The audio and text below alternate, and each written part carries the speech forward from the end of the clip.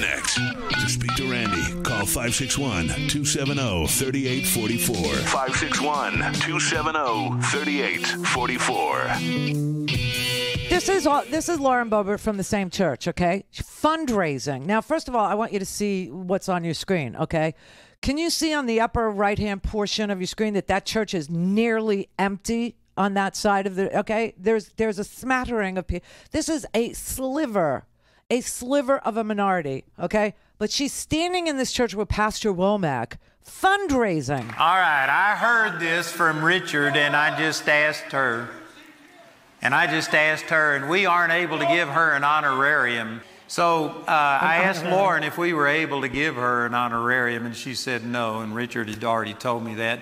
But I've already read, Jamie and I have contributed to her reelection. Yes, thank you. And I've read that they've got some heavy hitters coming in. A lot of the Democrats are pouring a tremendous amount of money into trying to silence this woman.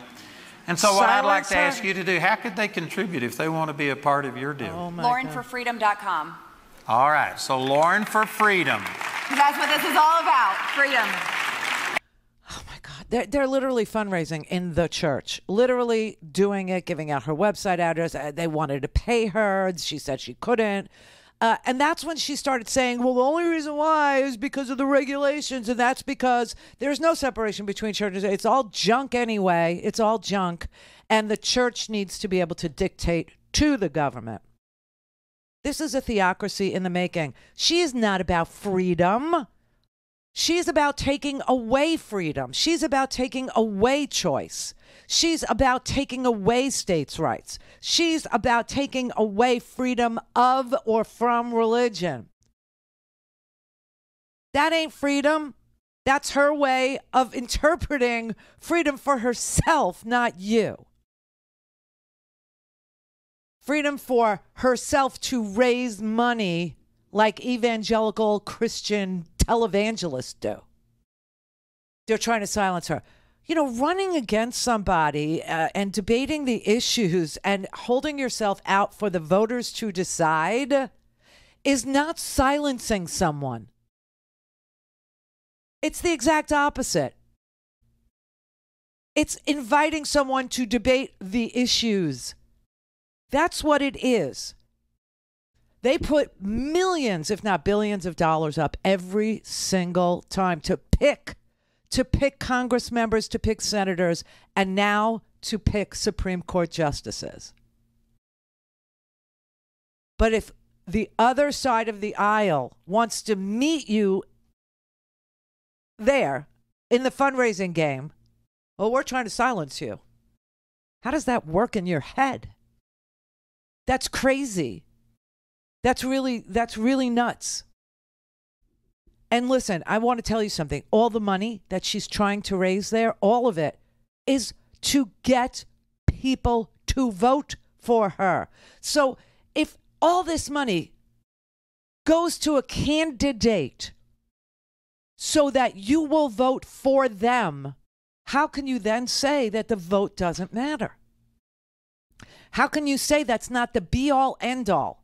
How can you say that that's not pure power? How can you say that rhetoric somehow is more valuable than your vote? There are more of us than there are of people like her.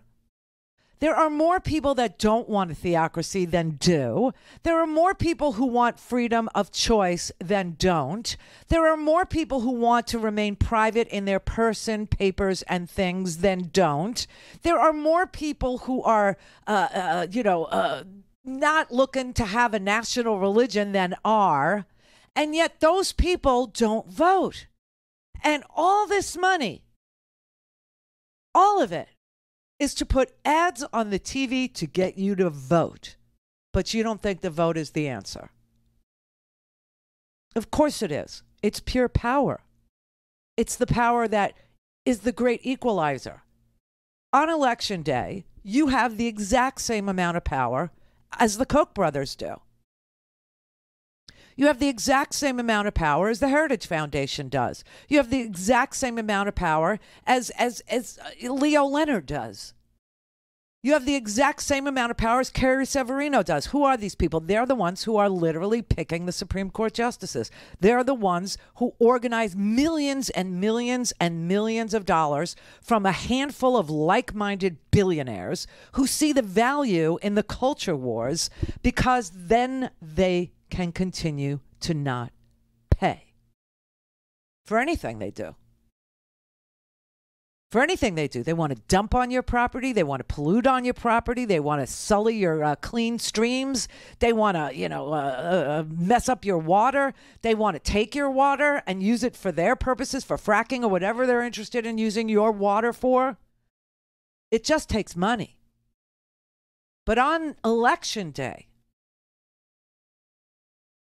you're equal. And there are so many more of us than there are them. There are so many more people in this country that are much more interested in equal protection under law than aren't. There are so many more people in this country that are interested in having their children be able to go outside and take a breath of clean air 10 years from now. There are so many people in this country that are facing drought right now and understand what's going on with, the misuse and the misappropriation of water. There are people who are poisoned by their water. There are people who need the courts to side with them having a clean source of water.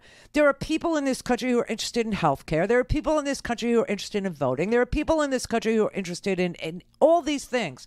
And there are so many more of us than there are of them. All the times that America has made great strides, great progress, is because we had supermajorities of Democrats. LBJ's time, supermajorities. How do you think the Civil Rights Act of 1965 got passed? How do you think the Voting Rights Act got passed? And what do the Republicans do the second they have a majority? The second they gut the Voting Rights Act. They go right after it. Why? If voting isn't everything, why do they go after it? Because it is everything. And so the rhetoric is, well, there has to be something more than asking us to vote. There has to be something more. Build a supermajority. Election by election, just like they did. Build one. Create one. Make it safe for your children. Make it possible that my child will have the same amount of rights that I had, not less. By voting. Well, it just doesn't seem like enough. It's plenty for right now. Once we have a majority, a supermajority, once we have at least 2 more senators who will vote to roll back the filibuster on constitutionally protected rights to privacy, to not establishing of religion, to the free exercise of religion, all those things balanced one against the other so that no one gets priority. No one. People who want to establish religion don't get priority, and people who want to practice religion don't get priority. You have to balance it in a free and fair democracy. And the only people that are interested in balance or finding the middle ground or finding the balance between those two clauses, it ain't Republicans. There's a little clue for you right there. It's not them. Don't have time to listen to the live show? Want to hear more on your schedule? Go to RandiRhodes.com and buy a stinking podcast.